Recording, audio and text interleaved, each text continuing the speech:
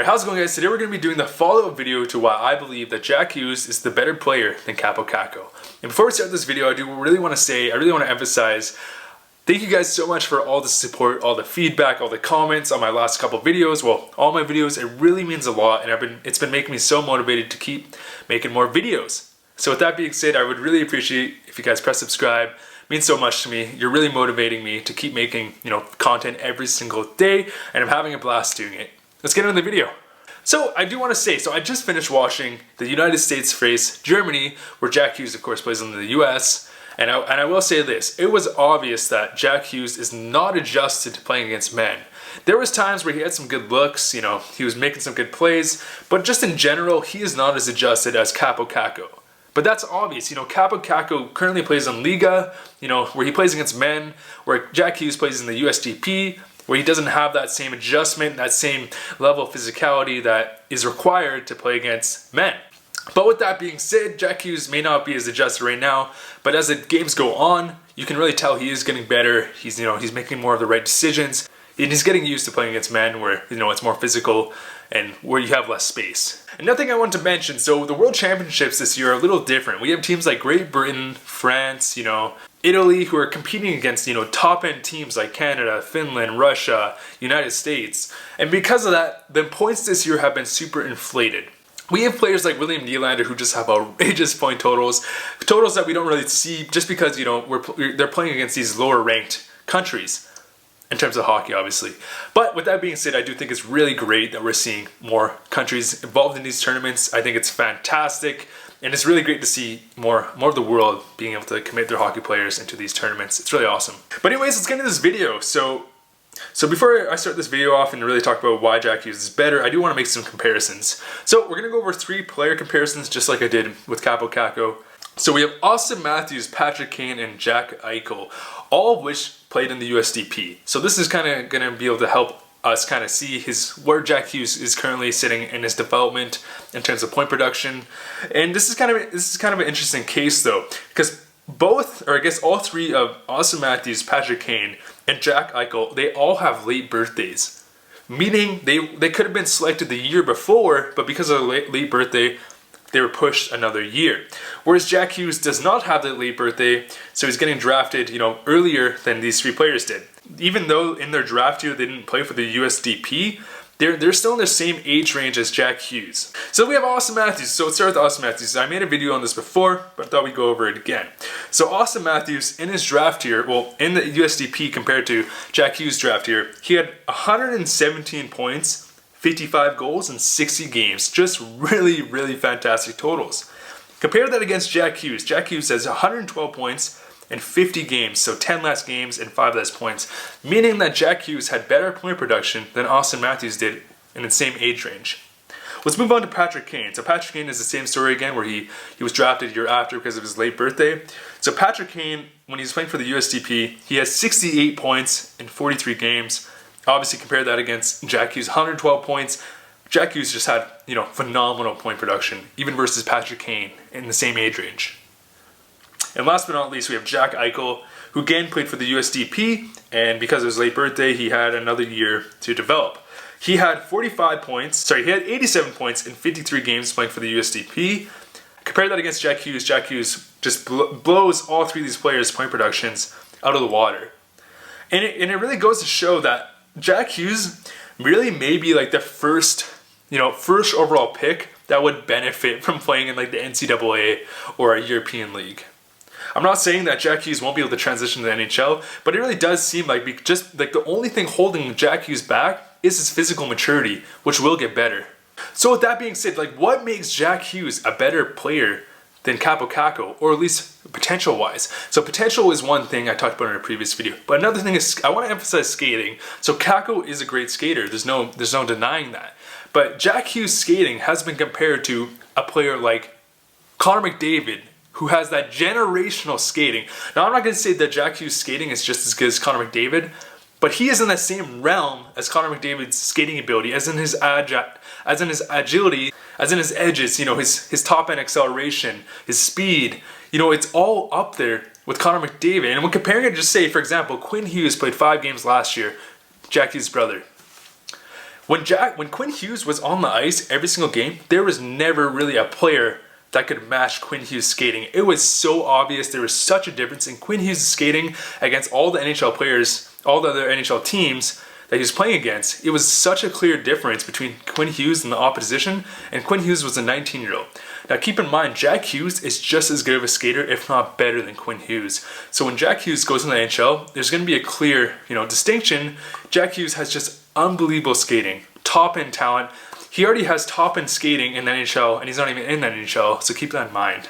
In terms of maturity, though, this is the one thing holding Jack Hughes back, is its physical maturity. Some people are like, he's not going to grow. He can't be a centerman. All of which I just don't believe. If you haven't been watching the game in the past 5, 10, 15 years, the game is really shifting to skill-based. And I made this comparison before. Elias Pettersson was known as a super small body. He weighs the same as Jack Hughes, but he's 4 inches taller, which means Elias Pettersson is more lanky than Jack Hughes, which means that Jack Hughes would actually be more solid on skates than Elias Pettersson.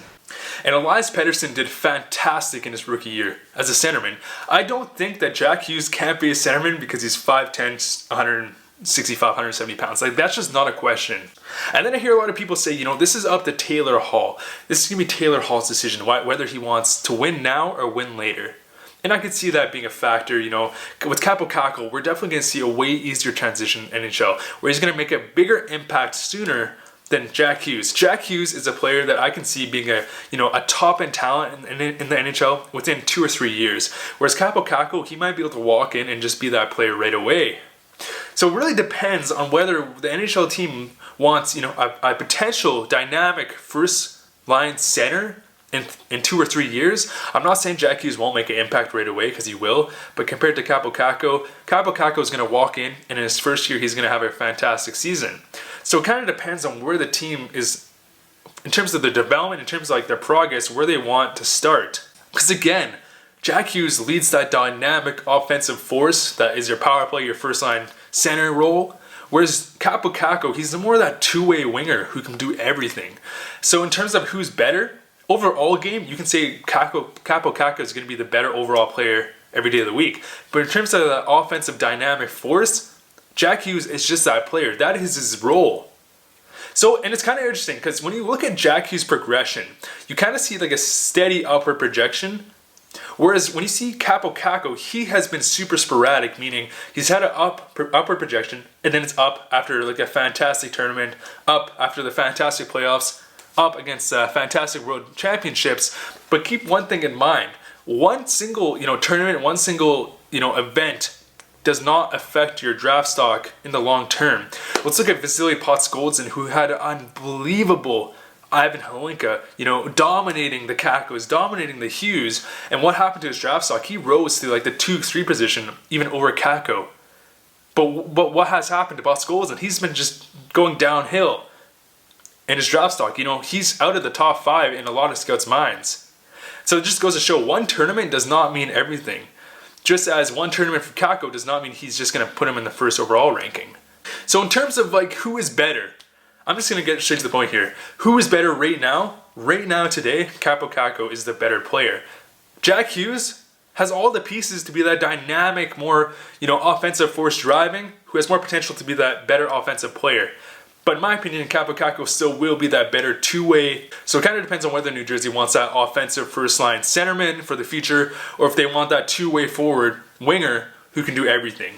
So anyways, guys, I think, Jack Hughes is the phenomenal skating. He has the phenomenal vision, the hockey IQ. So many things that, Kaapo Kakko also has. But I believe because of the physical maturity side, that is the one thing restricting Jack Hughes. People are saying, why doesn't Jack Hughes do this in the World Championships? Well, it's because of the physical maturity. And also keep in mind, Jack Hughes is only playing about 7-8 minutes a game, where Kakko is playing up to, 18 minutes a game, 17. He's playing over double the amount of time that Hughes is, deservingly at least. But keep in mind, this World Championships, I'm not taking this tournament as the ending result of this draft. This is just a really great example, a really good time for Kakko to raise his draft stock, create some more drama, but it doesn't mean that it's just going to raise them to the top. Both are phenomenal players. I believe Jack Hughes has more offensive projections to be that more dynamic player than Kakko does, but I do believe Kakko is the better overall player because of his two-way game. And we look at the comparables for the USDP. Austin Matthews, Patrick Kane, Jack Eichel are obviously just top in town in the NHL. And if Jack Hughes is already putting a better production than they did in their draft years, and is a better skater than all three of them, and has that better, hockey IQ and edges and, the vision, then what potential does Jack Hughes have? He has more potential. He has the potential to be just as good as Austin Matthews or Patrick Kane, which is pretty crazy to think about. It's just crazy because Jack Hughes really does seem like the first overall pick that could benefit from another year of development. So that is the one thing holding him back in terms of being that offensive dynamic player. Because when we look at Patrick Kane, for example, he is not that two-way guy that for example Jonathan Toews is. But when we look at both of them, who would you say is a better player? Lots of people will say Patrick Kane, but to be honest, obviously Jonathan Toews is the better two-way player, and the same goes with Kakko and Hughes. Both of them are extremely important.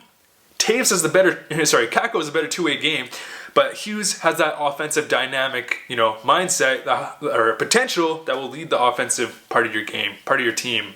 But anyways, guys, both teams, New York Rangers, New Jersey Devils, they're just not going to lose in this situation. Both of them are going to earn themselves a franchise player, and super excited to see this draft. It's been super fun to pay attention to. Thanks so much for all the support, guys. Thanks for watching. Bye.